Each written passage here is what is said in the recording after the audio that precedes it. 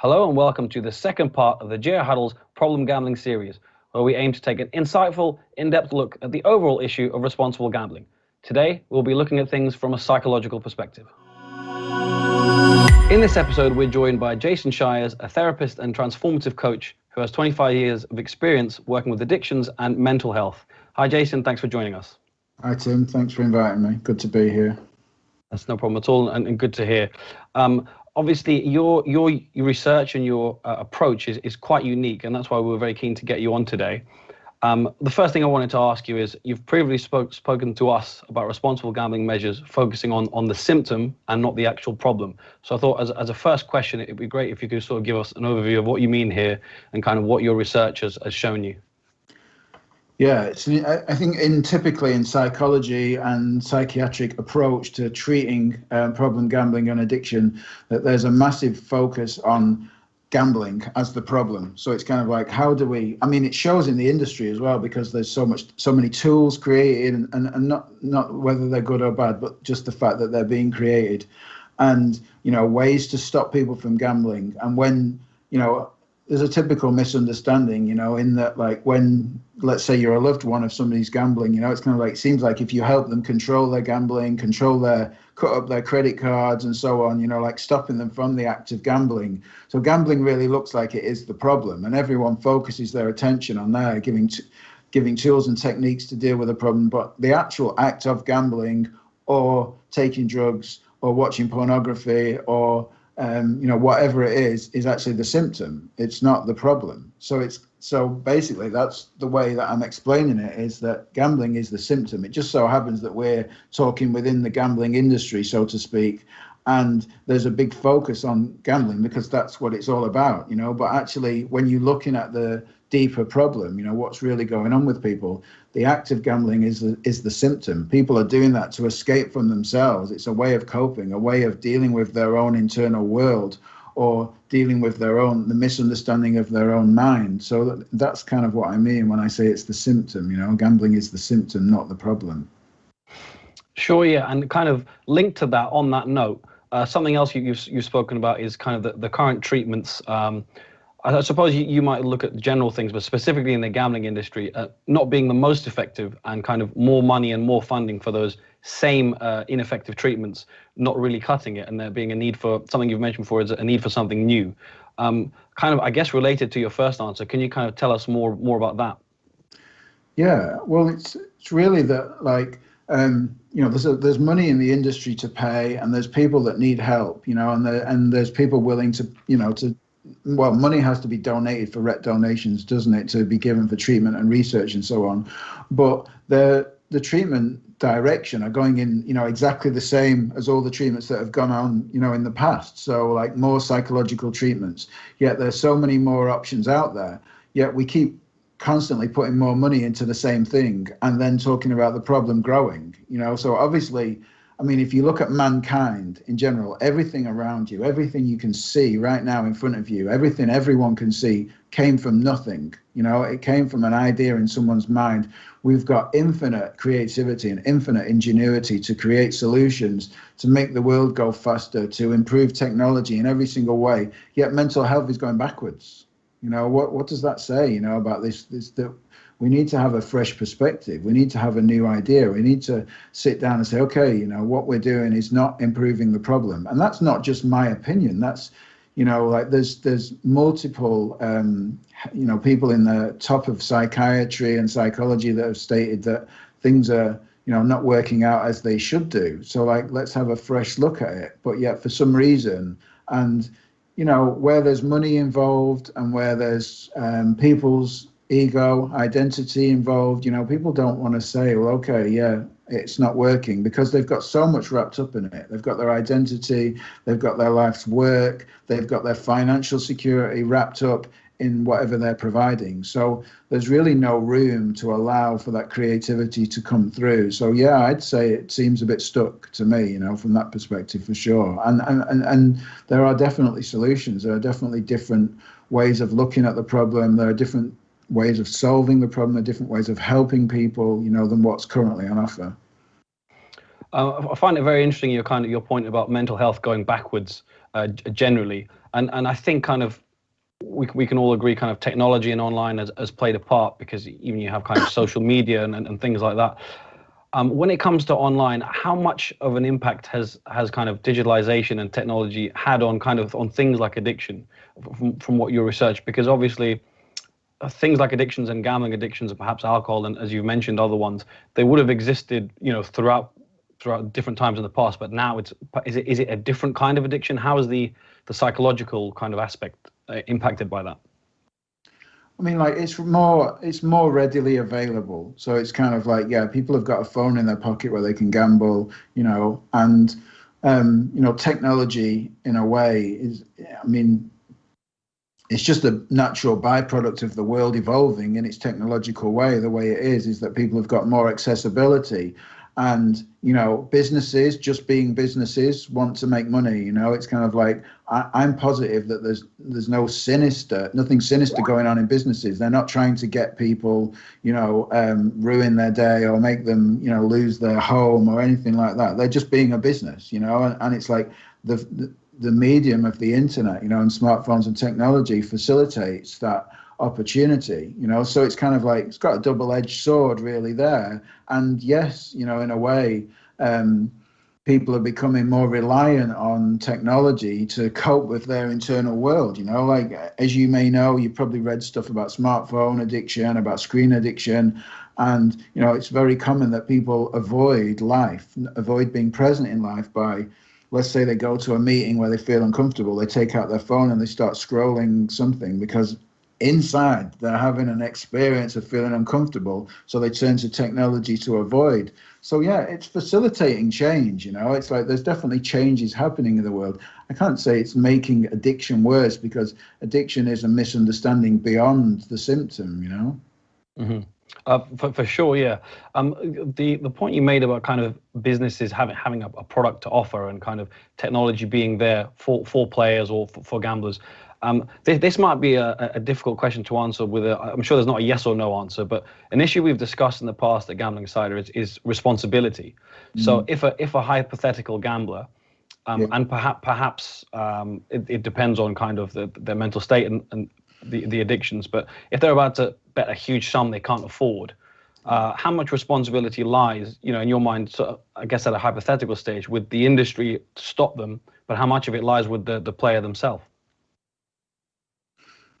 Yeah, it is a difficult question, and I this is where I would say the industry do well with tools and so on for exclusion, because for sure you don't want anyone to harm themselves in any type of addiction, in any work that you do. The person's primary safety has got to be important, and other people could be at danger of being harmed from them financial decisions, families, children, so on, stuff like that. So yeah, if somebody's going to make a bet or play a game where it's going to put them at financial risk, it's a great idea to stop them from doing it. In the same way that if somebody was suicidal, depressed, it's a good way to stop. It's a good idea to make sure they don't have anything around them that can harm themselves, in any way. It's just humanity, like helping people, I guess.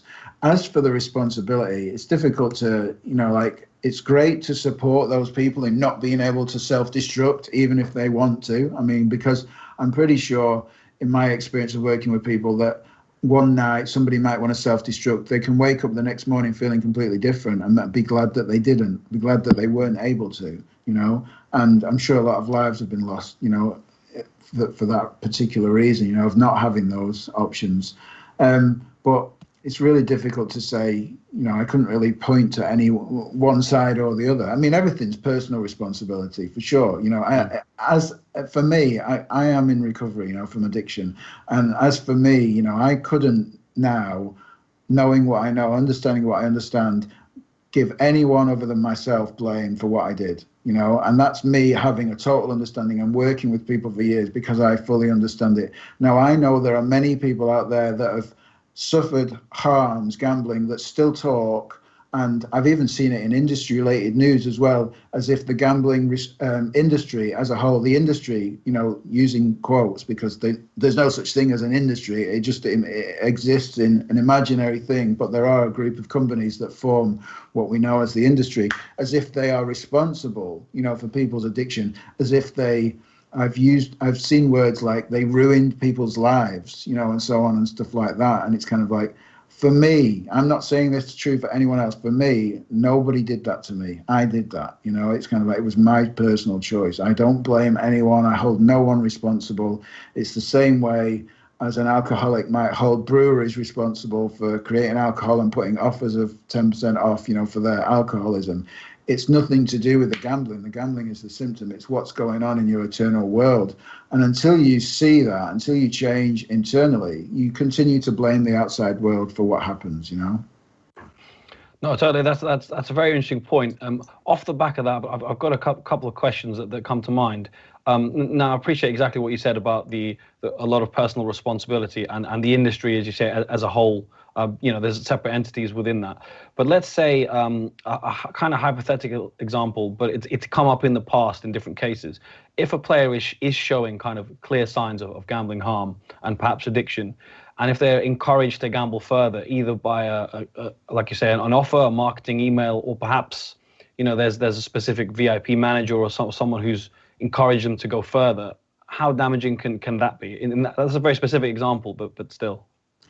Yeah, it's true. And I tend to feel, this is literally just opinion. This is not psychological fact or training or anything. It's just Jason's opinion, is that VIP schemes, do seem to be exploiting, in a way. But there are also people with the money and the ability to spend that money who will gamble, who will have VIP accounts, who aren't being harmed, So it's like, you can't say the VIP scheme as a whole, is damaging everyone that's involved in it. But there's definitely room for exploitation in there for anyone who has the means or the way of getting money, and it's not their money, where are they getting it from, all that stuff to be taken into consideration.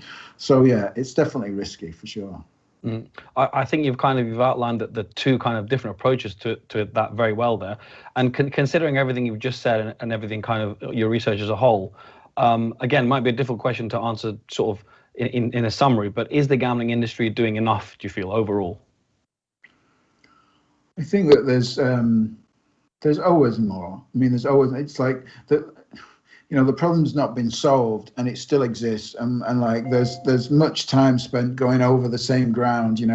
There's a lot of money and a lot of time spent on policies and procedures and putting committees together and doing stuff, but on the ground, I'm the person who works with the people on the front line. That's what I love to do. I love to help people that are struggling. That's my passion, and it's like there's still more people needing help than there is help, so it's like there's always more that can be done for sure. How the difficulty is with an industry and a governing body and policies and procedures and mental health, involved and all that stuff, is that like there's too many. It's so difficult to make decisions. There's too many opinions, there's too many ideas, and everything just takes so long to happen. So it's a massive minefield and it's difficult. But yeah, from my side, there's always more that can be done.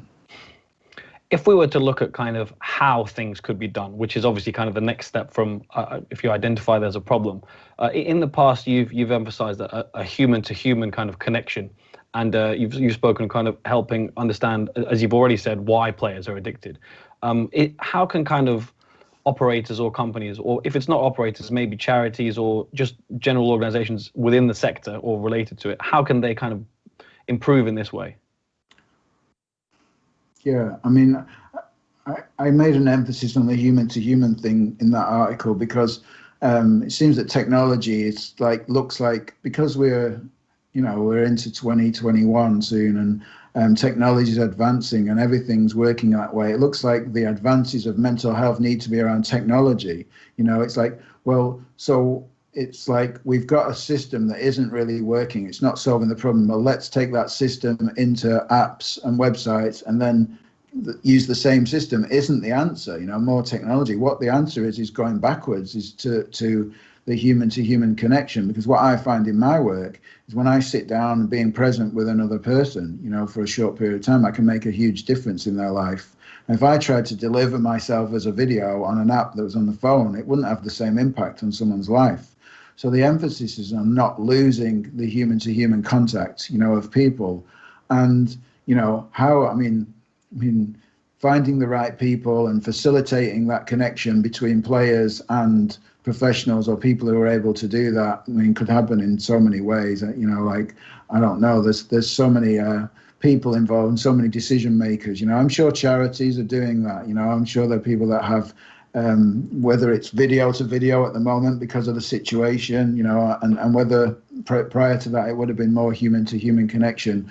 But never underestimate the power of human to human connection, because it changes lives. You know, it can always change lives. And I don't think technology is the answer to solving problem gambling or addiction, for sure. No, we've covered a lot of ground already, and you've given some fantastic insights. So thanks for all your answers so far. But a final question from me, final overall question is, everything we've, and again, sorry, it might be a difficult one, but everything we've discussed, are there any kind of specific methods of helping problem gamblers, or specific approaches that you would recommend, and things that you've found useful over your career? Yeah, for sure. Like, you know, what I've found that you know, I talk about beyond, you know, what's beyond psychological symptoms and psychiatric diagnosis. And what I found in my own work and my own personal realization was that, you know, psychology, psychotherapy, counseling, somehow perpetuates the problem for people, actually makes it worse, because people are not born as a gambling addict or as an addict. You know, they're not there. It's something they learn here in their human experience. So if they're not born that way, you know, that's kind of what happens over the time of their conditioning, how they learn to be in the world, how they learn to cope with the world, how they learn to cope with themselves, with their own emotion. So for me in my work, what I found is pointing to what's beyond that, you know, like, because people go to a professional for help and they think that what they're telling them is fact. You know, they think that psychiatric diagnosis is fact. It's actually just a set of symptoms that's made up, you know. So they go to a professional and they get a diagnosis. Let's say they get the diagnosis of substance abuse disorder. They then start saying, oh, well, the reason I'm drinking is because I've got substance use disorder. It's something that's wrong with me. But so the diagnosis becomes the reason for the actions, for the behaviors. Well, actually, the diagnosis is just a made-up concept of what you're actually doing in the first place. There's a deeper understanding. There's something beyond that. So for me, looking beyond, you know, the traditional psychological treatments and psychiatric approach, you know, the mental health approach, to what's innately true for all human beings. You know, I had a big realization myself that, you know, after spending many years thinking that I was an addict for life and that all those things, you know, realizing that none of that was true, and realizing that I was okay and everything was okay. And I've been able to point, you know, hundreds, if not thousands of people to that understanding where they've had a life-changing experience. So that's kind of where I'm looking in my work, you know, and where I think would be a good place to look. Well, thanks very much. You certainly give us plenty of food for thought, and hopefully the industry and companies within the sector. And as you say, the industry is kind of a concept. It's many different parts of it. Hopefully they can all kind of watch and take note of what you said. So yeah, thank you very much for your time and for your insights. Thank you. Thanks, Tim. To our viewers, thanks for joining us, and be sure to stay tuned for part 3 of the Problem Gambling series. You can also catch more from Gambling Insider in the January-February edition of our magazine, which is the CEO Special.